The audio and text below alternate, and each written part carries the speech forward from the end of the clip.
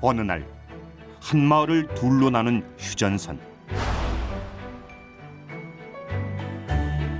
영화 속에 등장하는 땅굴은 아쉽게 헤어진 마을 사람들을 이어주는 통로이자 따스한 정을 나누는 비밀스런 공간이었다.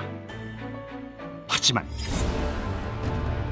한반도의 현실 속 땅굴은 그와는 완전히 다르다. 오직 남침을 목적으로 북한이 판 땅굴이 현재까지 발견된 것만 총 4개.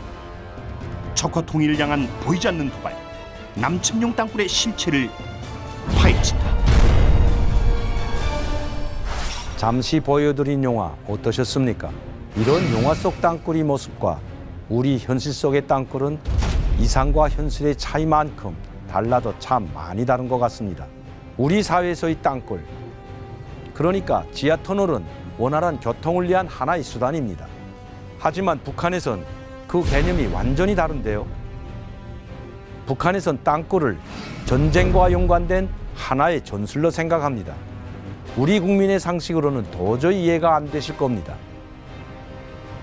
그러니 40여 년 전 처음 땅굴이 발견됐을 때 대한민국이 발칵 뒤집힌 것도 당연하겠죠.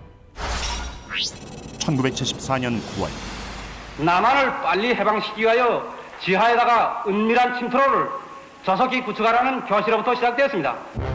귀순자 김부성의 폭로는 충격적이었다. 북한이 판문점 인근 비무장지대 안에 침략용 땅굴을 굴착 중이라는 것.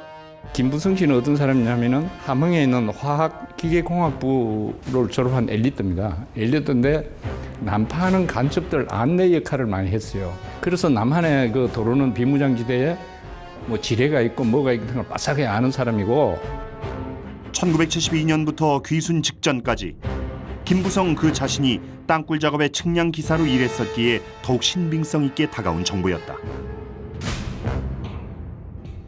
그의 제보는 땅굴에 대한 의혹을 증폭시켰고 우리 군은 전방 지역을 중심으로 비밀리에 땅굴 탐색에 들어간다.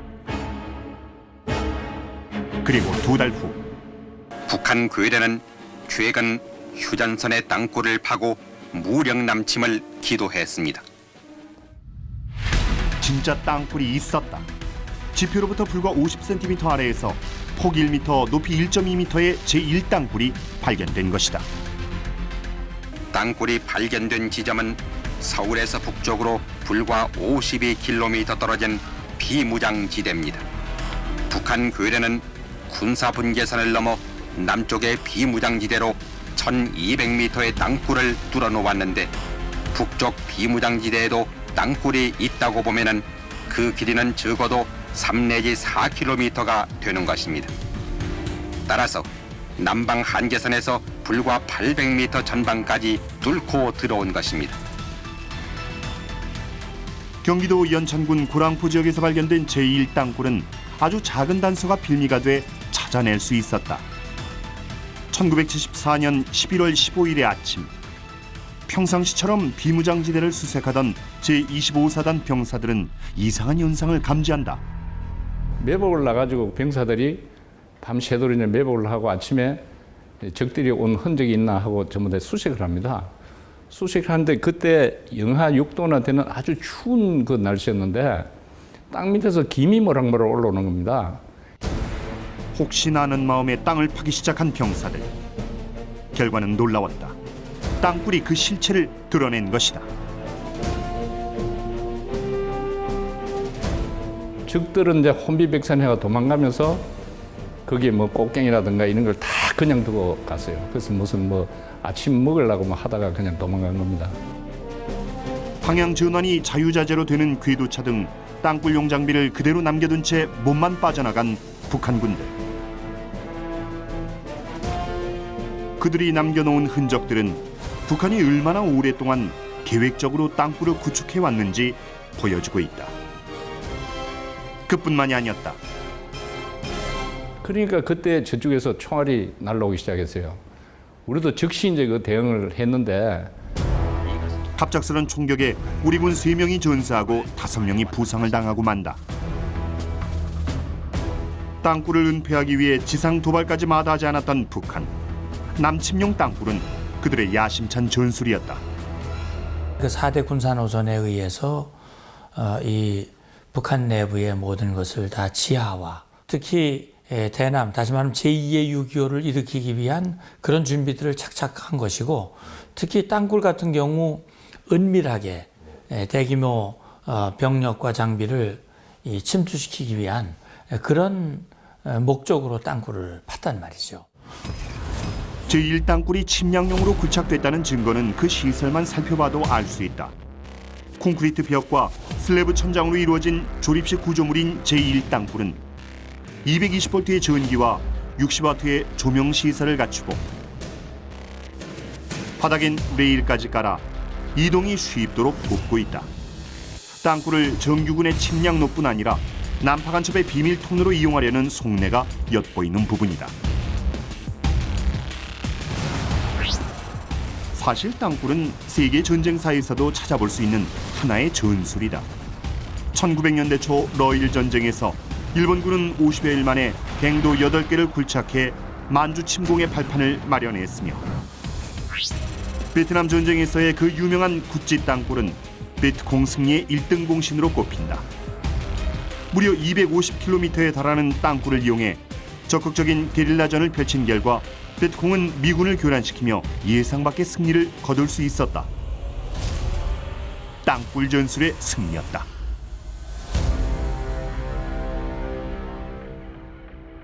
구찌 땅굴은 지휘본부의 안전을 위해서 받거나 또는 병력이 부분적으로 숨기 위해서, 보호하기 위해서 만든 땅굴이에요. 그러나 북한이 만들어낸 1, 2, 3 모든 땅굴들은 남침을 위해서 만들어진 땅굴이기 때문에 개념 자체가 달라요. 전시간인 평화 시에 침략용으로 구축된 땅굴은 세계적으로도 그 예를 찾기 힘들다. 하지만 6.25 전쟁 당시 연합군의 공습을 피해 땅굴로 숨어 살아남을 수 있었던 김일성은 땅굴 전술의 유효성을 일찌감치 깨닫고 있었다. 거기에 베트남전에서의 구찌 땅굴을 목격하며 땅굴 전술에 대한 확신을 갖게 된다. 그렇게 김일성은 전시간인 평화로운 시기를 적극 활용해 남침용 땅굴을 파기로 결심한 것이다. 북한이 한창 땅굴 작업에 박차를 가하던 1970년대 초반은 모처럼 한반도에 평화의 분위기가 조성되던 때였다. 경제개발 정책의 연이은 성공으로 성장일로에 있던 대한민국은 70년대를 맞아 남북관계에 새로운 변화를 모색한다. 1970년 광복절 행사에서 박정희 대통령이 발표한 경축사에도 그런 메시지가 담겨 있었다. 이를 계기로 경직돼 있던 남북관계에 변화의 조짐이 보이기 시작한다. 그동안 접촉이 없었던 남북 적십자 예비회담이 무려 25차례나 진행됐고, 이후 7차례의 본회담으로 이어지며 1970년대 초반 적십자 회담을 중심으로 남북 간 인도주의적 교류가 활기를 띈다. 그리고 1972년 4반세기 동안 막혔던 남과 북 사이에 대화의 길이 트이기 시작했습니다.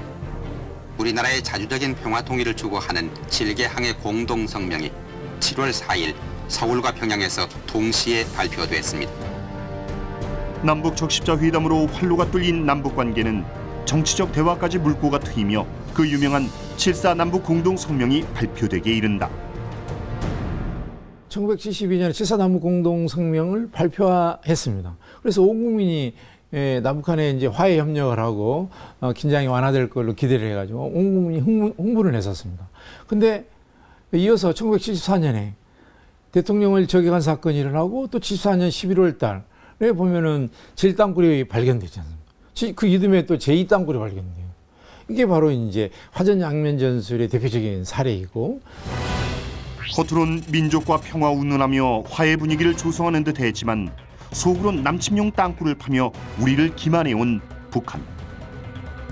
유엔을 통해 제안한 땅굴 공동조사마저 거부해 우리 측과 유엔군만으로 특별조사반이 구성됐다.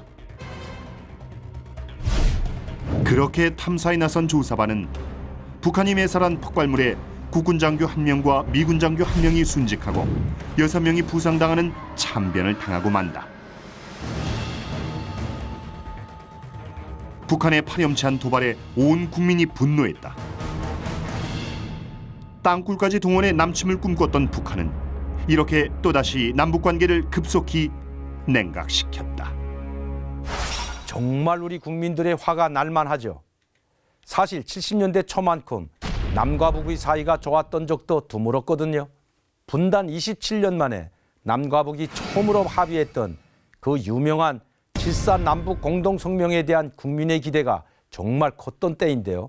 당시 합의된 공동성명의 주된 내용을 한번 보겠습니다. 통일은 외세에 의존하거나 간섭 없이 자주적으로 한다. 통일은 상대방을 반대하는 무력 행사가 아닌 평화적으로 한다. 마지막으로 사상과 이념, 제도의 차이를 초월해 민족적 대단결을 도모한다. 이게 바로 남북 통일 3대 원칙이거든요. 앞에서는 이렇게 자주, 평화, 민족 단결을 외치며 화해 분위기를 조성해 놓고 뒤로는 남침용 땅굴을 파고 있었다니. 그래서 더 분노한 국민들이 많았을 겁니다. 사실 북한 주민들도 남북 공동성명이 발표됐을 때 통일에 대한 기대감으로 꽤나 들떠 있었습니다. 하지만 북한 지도부는 생각이 달랐습니다. 전형적인 화전양면 전략으로 남북 공동선언을 이용한 겁니다. 오직 적화 무력 통일을 위해선 한민족끼리 한 약속도 남북 국민들이 간절한 바람도 가볍게 저버릴 수 있는 게 북한 정권의 실체입니다. 아시다시피 김일성은 휴전으로 마무리된 6.25 전쟁에 대해 굉장히 아쉬워하고 억울해했습니다. 미국을 주축으로 한 연합군이 도착하기 전에 전쟁을 승리로 이끌지 못한 것을 천추의 한으로 여겼는데요. 그래서 속전속결로 끝낼 수 있는 제2의 6.25를 꿈꾸게 됩니다. 그러면서 가능한 모든 방법을 강구했죠. 그중 하나가 바로 땅굴이었습니다. 김일성은 일찍이 60년대부터 4대 군사 노선을 채택해 강조해 오지 않았습니까? 전민무장화, 전건 간부화, 전건 현대화, 그리고 전국 여세화. 그러니까 김일성에게 땅굴은 4대 군사 노선의 일환이었던 겁니다. 제1땅굴도 그런 땅굴 중 하나입니다. 규모는 좀 작은 편이지만 전기시설은 기본이고 레일이 깔려 있어 이동도 쉽고 내부에 쉴 수 있는 공간 등 있을 건 다 있습니다. 만약 발각되지 않고 완성이 됐다면 언제든 누구든 이용할 수 있었다는 거죠.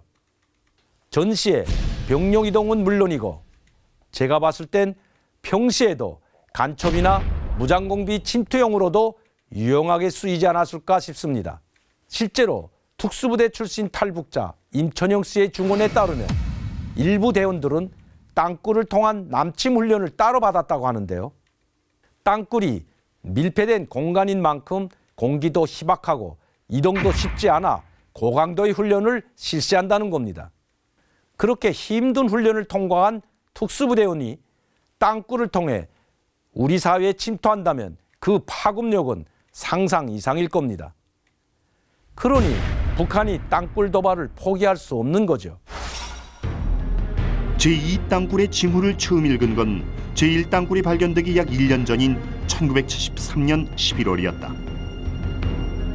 6.25 전쟁 당시 철의 삼각지라 불렸던 최대 격전지 철원 지역에서 육사단 병사들이 이상 징후를 감지한 것이다.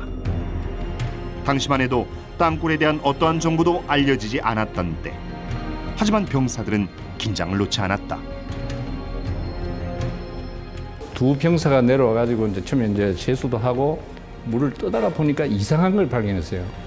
그 물이 이렇게 자꾸 동심원으로 매암 친다 그럽니까? 그게 자꾸 탁 이렇게 치는 거예요. 야, 이거 이상하다. 그래가 둘이서 이제 탁 귀를 기울이고 보니까 무슨 소리가 타닥 이렇게 나는 것 같기도 하고. 작은 소리가 규칙적으로 이어지는 것을 재차 확인한 병사들은 즉각 상부에 보고했고 비밀리에 땅굴 탐색이 시작됐다. 보통 사람이 이렇게 들어보면은 안 들려요, 귀가. 안 들리는데 아주 주의를 집중해가 보면은 약간 그 소리가 감지할 정도의 아주 작은 소리고 그 소리가 날 때는 북쪽에서 또 무슨 발파 작업을 해가지고 이 소리가 헷갈리게 만드는 거예요. 탐색이 난항을 거듭하던 중 1974년 9월 귀순자 김부성의 땅굴 관련 폭로에 이어 그해 11월엔 제1땅굴이 발견되면서 또 다른 땅굴의 가능성이 급부상했다. 이때부터 제2땅굴 조사 작업도 탄력을 받는다. 이때 이제 땅굴 찾는 것은 어떻게 했냐면은 농촌공사로, 지금은 농촌공사인데 옛날에는 농업진흥공사를 그랬어요. 그게 시추기가 있고 그다음에 우리는 광업진흥공사에 시추기가 있었어요.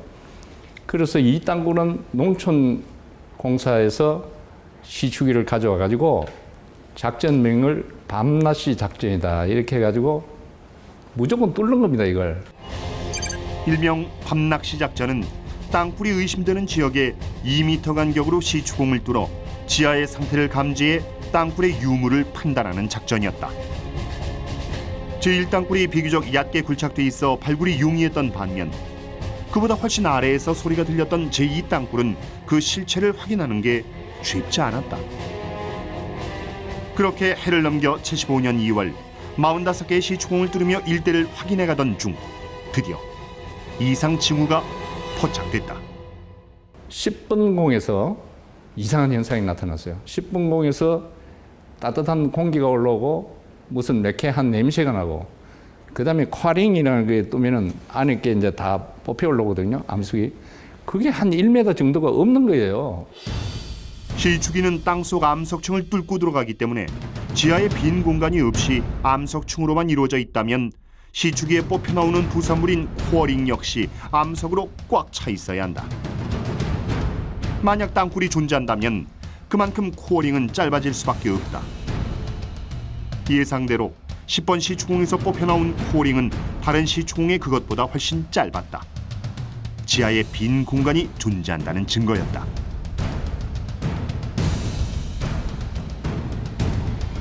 그뿐만이 아니었다. 문제의 시추공에 불을 가져다 대니 심하게 흔들리는 불빛. 땅속에 산소, 즉 공기가 있는 공간이 있다는 의미였다. 마지막으로 당시 최첨단 기기라 할 수 있는 내시경 카메라까지 동원됐다. 그림으로 보면은 카메라가 58m까지 내려갔을 때는 굴착기가 암층 속에 있음을 나타내는 사진이 바뀌어 모두가 희게 보입니다. 59m까지 내려보냈을 때는 부분적으로 검게 나타나 카메라가 지하 공간에 도달했고 61m까지 내려보냈을 때는 모두가 검게 나타나서 카메라가 완전히 땅굴 속에 들어가 있음을 알려주었습니다. 특수임무부대 탐색조를 조직을 해가지고 DMZ 안에서 이제 옆굴을 파게 됐다. 왜 그러냐면 땅굴이 쭉 늘어지면은 그 땅굴을 발견하기 위해서는 옆에서 굴을 뚫어야지 그 땅굴의 실체를 파악하게 되거든. 땅굴은 수직으로 무작정 파고 들어갈 수가 없다. 그래서 땅굴의 주변부에서 역으로 굴착해 들어가 문제의 땅굴을 관통시키는 역갱도 작업을 해야만 한다. 그래야 본 땅굴의 훼손 없이 그 실체를 탐사할 수 있는 것이다. 그러나 땅굴이 있을 것으로 추정되는 지점을 정확히 계산해 역갱도를 뚫는 것은 생각보다 쉽지 않은 작업이었다. 게다가 아직 땅도 완전히 녹지 않는 3월 초 작업은 더디게 진행됐다. 우리가 이제 땅굴을 파서 마침내 한 20일 만에 옆굴을 뚫었어요.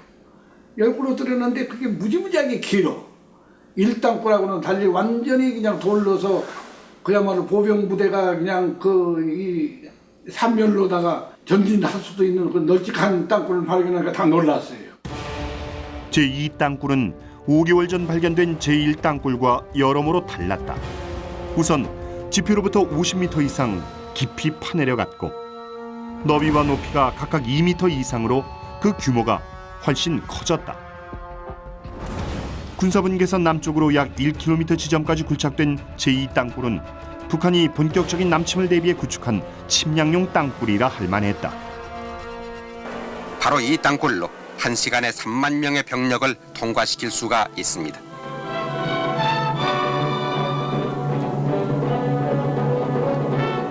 그리고 야포와 차량도 대거 운반할 수 있습니다. 넘어오려면은 그대로 넘어오는 게 아니고 빠른 속도로 넘어오기 때문에 2열 정도로 내려온다면은 아마 한 2시간이면은 사단 병력의 주력은 남침하지 않았을까 하는 그런. 그 위치도 6.25 전쟁 때 북한의 주요 남침 루트였던 철원 지역. 지하수가 땅굴 속에 차는 것을 방지하기 위해 약간의 경사를 이루는 공법으로 땅굴을 파고 그 안에 많은 병력이 집결할 수 있도록 커다란 광장을 2개나 만든 것도 북한이 얼마나 주도 면밀하게 침략용 땅굴을 구축했는지 보여준다. 제2의 6.25 전쟁을 일으켜 적화 통일을 이루려는 북한에게 지하 땅굴은 기습 작전을 가능케 하는 최적의 전술이었다.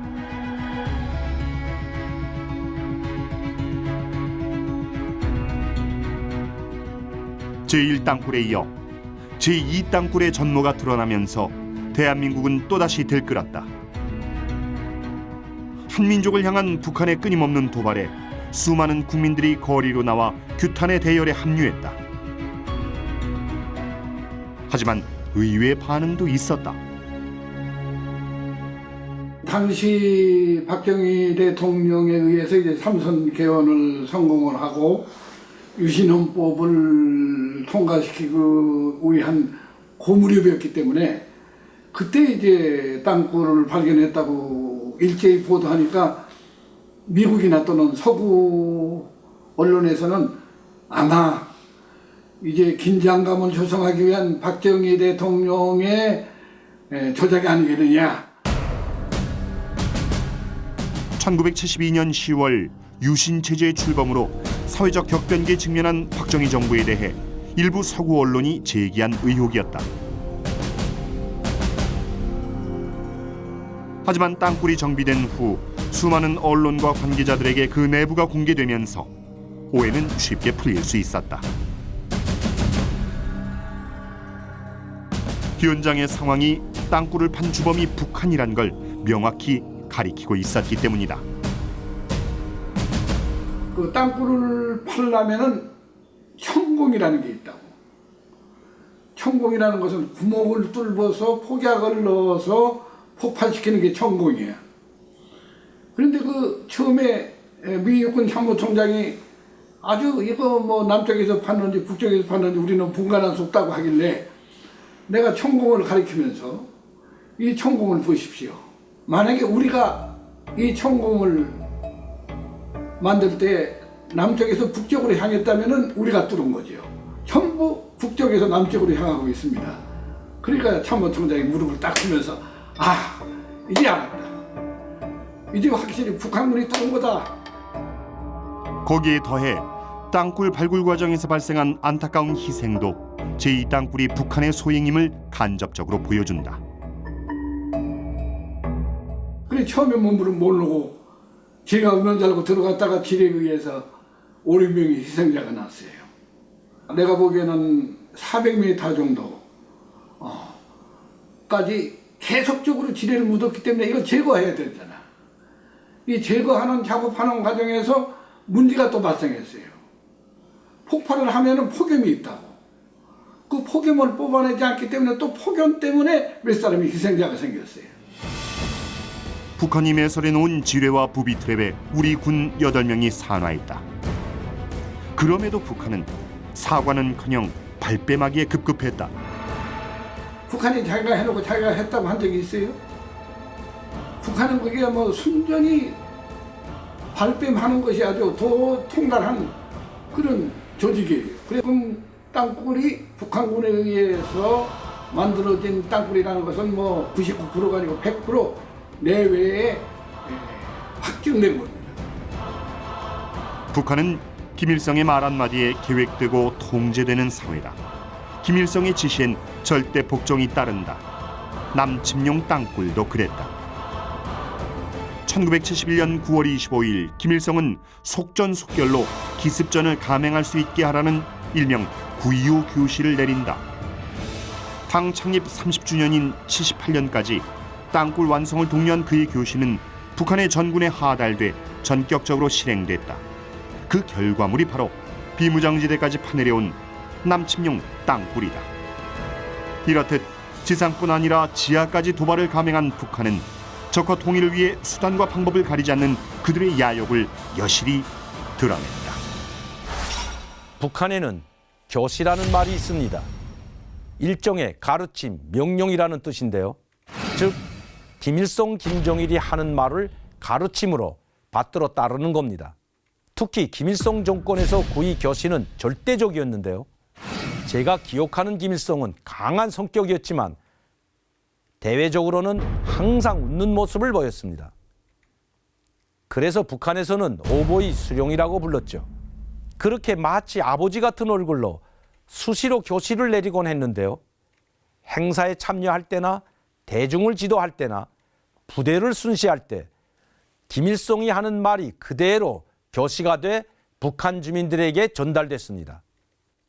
한 개의 땅굴이 10개의 핵폭탄보다 낫다고 말할 정도로 김일성이 땅굴 도발에 집착하는 걸 알았던 북한 지도부는 최고사령관 명령으로 이른바 9.25 교시를 받들었습니다. 땅속 지하세계야말로 레이더에도 잡히지 않고 인공위성으로도 발각이 어려운 안전지대라고 생각했기 때문입니다. 김일성의 이런 발상은 북한의 땅속에 엄청난 규모의 지하세계를 구축합니다. 왜? 평양의 지하철은 세계적으로도 유명하지 않습니까? 평양 지하철은 공식적으로는 100에서 150m 깊이라고 알려져 있지만 실제로는 평양 주민들이 전쟁을 대비해 들어갈 수 있도록 200m 깊이의 대피소까지 만들어 놨습니다. 핵폭탄까지 막을 수 있는 두께 1m짜리 철문도 겸해서 말이죠. 이렇게 북한의 지하시설은 모두 전쟁과 연결이 되는데요. 각종 무기류는 물론이고 탱크, 비행기까지 지하 갱도에 보관하고 있고 심지어 군수공장도 송진제강소 정도만 빼고 지하에 모두 들어가 있습니다. 평상시 인공위성의 추적을 피하고 유사시 폭격에도 끄떡없게 하기 위해서죠. 보이지 않는 적과의 싸움, 남침용 땅굴이 바로 그렇지 않나 싶습니다. 분단의 아픔과 남북이 대치하고 있는 생생한 현장을 느낄 수 있는 곳. 세계 유일의 안보 관광 도시 파주를 찾아가 봤다. 파주엔 판문점을 비롯해 남북 분단으로 인한 관광지가 많다. 그래서 주말이면 평균 4천여 명의 관광객이 다녀갈 정도로 인기 있는 곳이다. 게다가 우리나라는 아직도 분단 국가이기 때문에 해외 각지의 군인들도 많이 찾는다. 북한의 끔찍한 도발 현장을 눈으로 직접 확인하기 위해서다. 하지만 땅굴이 발견됐을 당시 대한민국은 충격의 도가니였다. 북한 거리가 휴전선 밑으로 파내려온 또 하나의 대형 남침 땅굴이 발견됐습니다. 경기도 파주에서 발견된 세 번째 땅굴은 폭 2m, 높이 2m, 총 길이 1635m로 대규모 땅굴이다. 제3땅굴을 관리 감독했던 박명철 장군도 그 자리에 있었다. 6월 10일 날짜도 정확하게 외우고 있어요. 우리 GOP에서 사단의 상황실로 보고가 왔어요. 보고 내용인즉 DMZ 안에 펑 하고 폭음이 들리더만은 물기둥이 한 10몇 메터 이렇게 확 우러 솟아 올랐습니다. 이게 보고 내용이에요. 제3땅굴은 북한에서 우리나라까지 약 3만 명의 병력이 1시간여 만에 이동할 수 있는 매우 위협적인 땅굴이었다.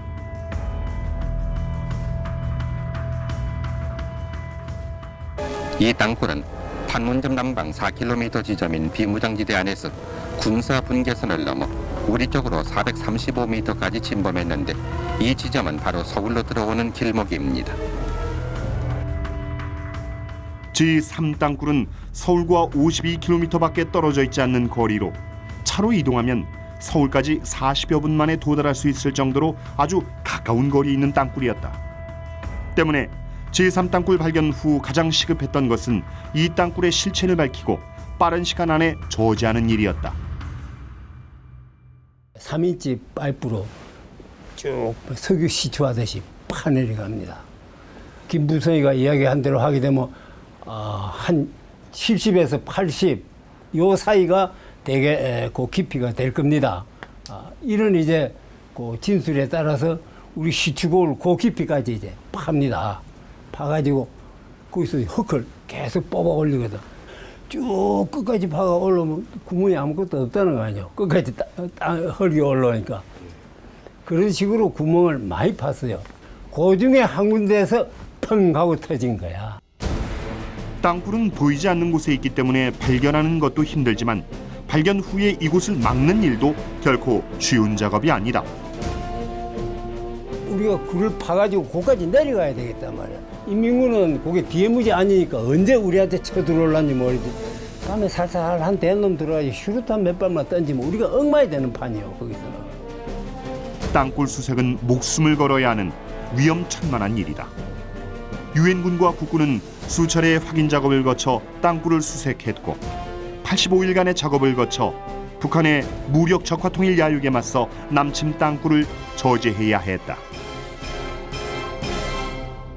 우리가 내려가가지고 저 갱도에 들어가서 저 갱도 안에까지 쭉 끝까지 갔어요. 그래서 군사 분계선 선에 가가지고 두께 2m짜리 벽을 팍 쳤어요. 벽을 쳐고 손 들고 나왔습니다. 그런데 북한은 우리가 땅굴 때문에 정신이 없는 틈을 타 후계 구도 재편에 나섰다. 김일성은 김정일을 후계자로 확정했고 그 이후 김정일의 끔찍한 도발들이 시작됐다. 1976년 8월 18일 판문점 도끼만행 사건, 1983년 10월 9일 아웅산 묘소 폭탄 테러 사건, 1986년 9월 14일 김포공항 폭탄 테러 사건, 1987년 11월 29일 칼기 폭파 사건. 하지만 우리나라는 북한의 숱한 도발에도 흔들리지 않고 경제 성장을 위한 노력을 멈추지 않았다. 그 결과 과거 북한보다 못 살던 우리나라는 더 이상 북한과는 비교 대상이 되지 않을 정도로 눈부신 경제 성장을 이뤄냈다. 그리고 1988년 9월 17일 지구촌 최대 잔치인 올림픽이 우리나라에서 개최됐다. 88 서울올림픽은 온 국민들의 염원대로 성공적으로 마무리됐고 한국의 위상은 세계적으로 높아졌다. 그런데 제3땅굴이 발견된 지 12년 만인 1990년 3월 3일 강원도 양구 동북쪽 비무장지대 안에서 제4땅굴이 발견됐다. 무려 길이 2.1km에 달하는 땅굴이었다. 이 땅굴은 서부전선에 있었던 제123 땅굴 외에 동부전선에도 북한이 파놓은 땅굴이 있을 거라 예상하고 수색 작업을 한 결과 발견된 것이었다. 북한의 남침용 땅굴은 제3 땅굴이 끝이 아니었던 것이다. 동부전선에서 발견된 제4 땅굴. 그렇다면 전 전선에 걸쳐 있는 이 땅굴들을 이용해 북한이 침투했다면 우리나라는 어떻게 됐을까? 우리 전방 경계 병력의 전투부대 최소한도 3분의 1은 동시에 그냥 무력화시킬 수 있어요. 그러니까 기습적으로 공격을 할 수 있고 전방 전투 병력의 3분의 1을 그냥 완전히 무력화시킬 수 있는.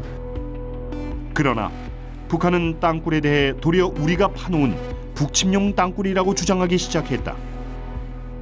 이에 유엔은 북한에게 땅굴 진상 규명을 강력히 촉구했다. 결국 북한은 자신들이 남쪽을 향한 땅굴을 팠다고 시인했다. 하지만 땅굴을 판 목적에 대해서는 이렇게 주장했다. 땅굴은 남침을 위해 판 것이 아니다. 이 땅굴은 콘크리트 장벽 대치용이다. 북한은 항상 그래왔듯이 앞에선 평화를 주장하며 뒤에서는 남침 야욕을 포기하지 않고 지하 세기를 통한 침투를 준비하고 있었던 것이다. 1970년대부터 지금까지 발견된 땅굴은 경기도 연천 고랑포에서 발견된 제1땅굴을 시작으로 철원의 제2땅굴, 판문점 제3땅굴, 그리고 양구에서 발견된 제4땅굴까지 북한은 전전선에 걸쳐 남침용 땅굴을 판 것이다. 남침용 땅굴에 대해서도 자신들이 서행이 아니라며 계속 부정해온 북한. 제4땅굴의 경우는 마지못해 인정을 했지만 그마저도 우리의 콘크리트 구조물을 거론하며 책임을 전가했는데요. 수많은 도발 사건들에서도 그랬듯이 남침용 땅굴에 대해서도 북한은 적반 하장식 대응으로 일관하고 있는 겁니다. 90년 제4 땅굴이 발견된 이후 현재까지 공식적으로 또 다른 땅굴이 발견되지는 않고 있습니다. 그렇다면 김일성에 이어 세습 정권을 구축한 김정일 정권이 90년대 들어 땅굴을 포기한 걸까요? 그렇지 않다고 보는 게 맞을 겁니다. 북한이 조카 통일을 포기하지 않는 한 기습작전을 가능하게 하는 땅굴 전술은 여전히 유효합니다. 휴전선 부근엔 아직 발견되지 않는 남침용 땅굴이 존재할 가능성은 상당하지만 그것을 탐사해서 발굴하는 건 정말 어려운 일입니다. 눈에 보이지 않기에 남침용 땅굴은 우리 국민들에게 불안감으로 다가오기도 할 텐데요. 그래서일까요? 최근까지 논란이라 할 만큼 땅굴과 관련된 의혹과 오해가 꾸준히 제기되고 있거든요. 일명 땅굴 논란. 그에 대한 내용을 한번 짚어봤습니다. 2014년 12월 경기도 남양주에서 땅굴 조사가 실시됐다. 이 지역에 땅굴이 있다는 민원이 접수됐기 때문이다.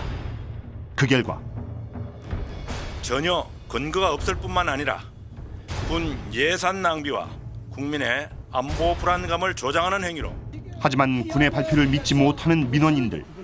파보지도 않고 없다 봤더니 국민 한사원 놨다가 습니다 이쪽의 얘기와 이쪽의 얘기가 같이 있을 때 국민이 알았을 때 교수받습니다. 지표면에 살 수 있는 모든 장비를 투입한 결과 마찬가지 땅굴 또는 자연공동으로 투영된 신호는 저희들이 발견할 수 없었습니다. 양측의 대립은 좁혀지지 않았다. 1990년 제4 땅굴 이후 더 이상 발견된 땅굴은 없었지만 그에 대한 민원은 끊이지 않고 있다. 특히 2012년부터 그 증가세가 뚜렷하다. 여기에는 땅굴이 최소 9개 망이 그동안 확인된 4개 땅굴 이외에 제5의 땅굴이 존재한다고 믿는 사람들은 구리, 양주 등 경기도 일대에서 땅굴의 실체를 직접 확인했다고 주장한다. 이게 아마 무너지면서 여기 좀 이를 증명하기 위해 손수 구를 파고 내려가 그 증거를 제시하기도 했다. 시험장을 치기 위해서 여기 판석을 이렇게 쌓고요. 쉽게 부서지는 돌들은 북한군이 급하게 철수하며 메꾼 편석이라는 것. 이런 식으로 됩니다. 까만 띠가 보이죠. 이 검은색 띠는 발파에 사용된 화약 성분이고 산화실리콘 등 인공적인 물질도 발견됐다고 한다. 거기에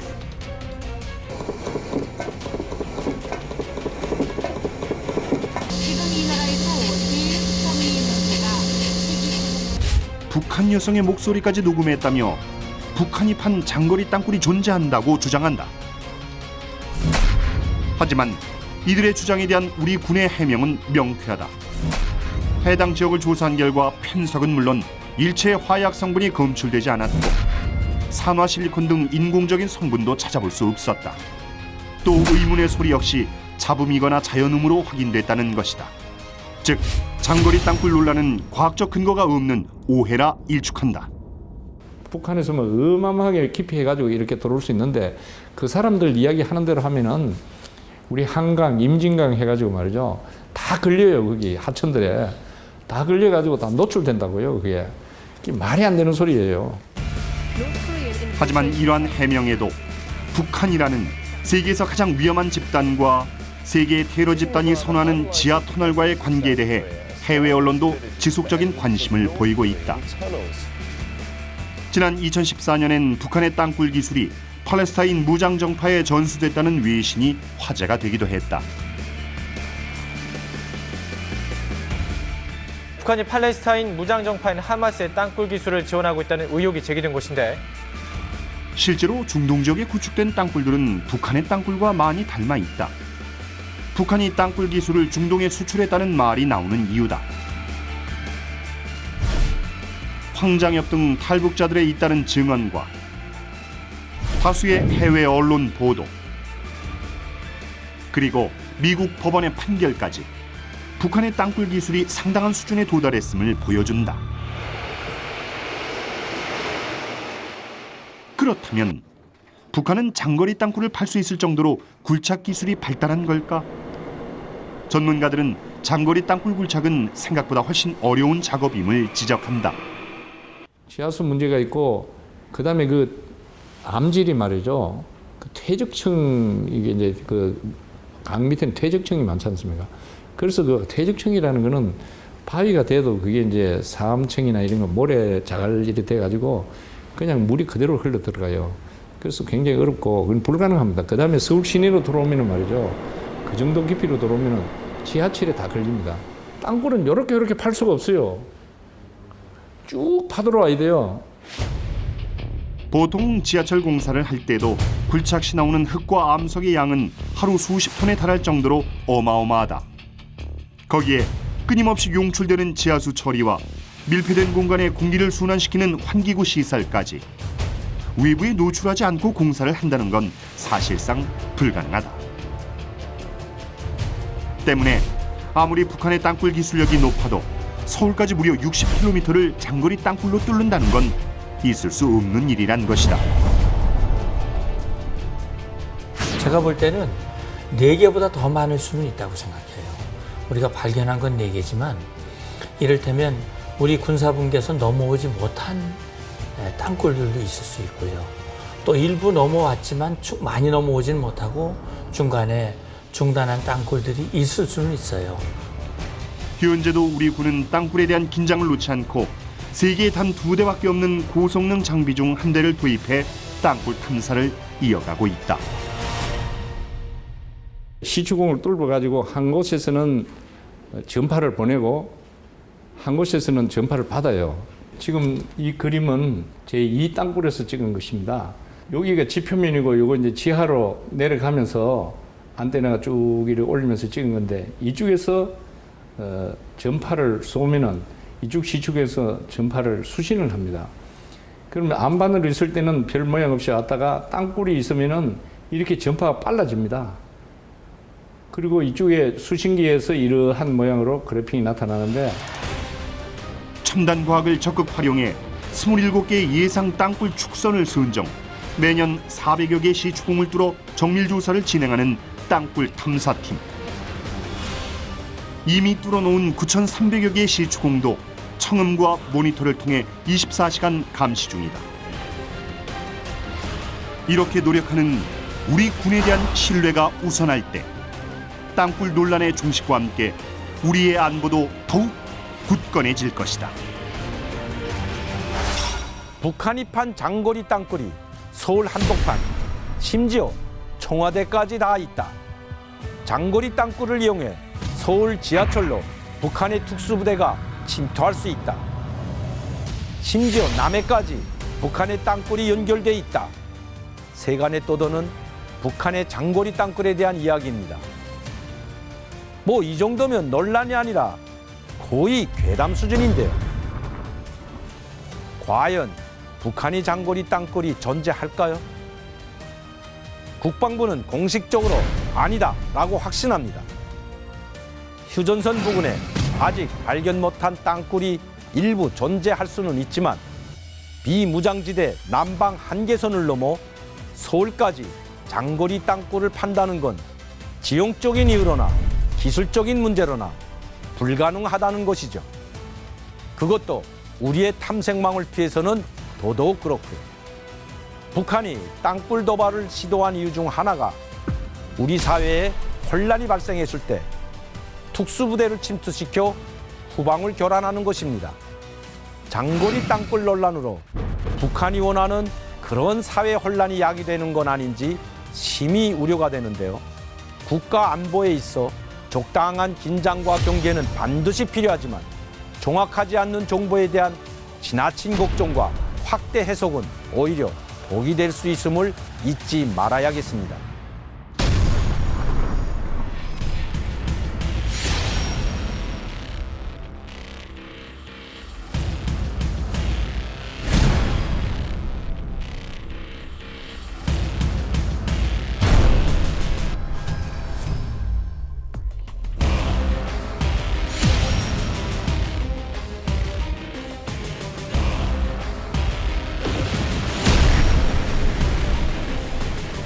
한반도가 늘 군사적 긴장 상태에 빠져 있다.